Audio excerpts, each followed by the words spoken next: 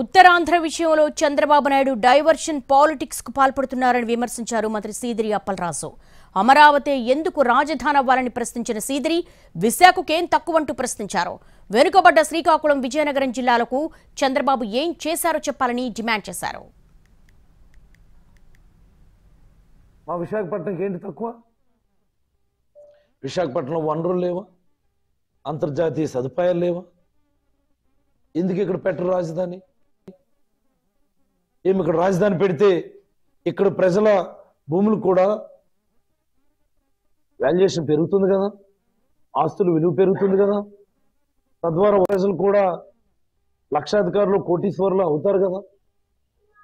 రాజధాని ఇక్కడికి వస్తే అనేకమైనటువంటి వ్యాపార సంస్థలు, అనేకమైనటువంటి విద్యా సంస్థలు, అనేకమైనటువంటి పరిశ్రమలు వస్తాయి కదా, అన్ని రకాలుగా ఉద్యోగ ఉపాధి అవకాశాలు పెరుగుతాయి కదా, తద్వారా ఉత్తరాంధ్ర ప్రజల జీవితాల్లో వెలుగులు నిండుతాయి కదా.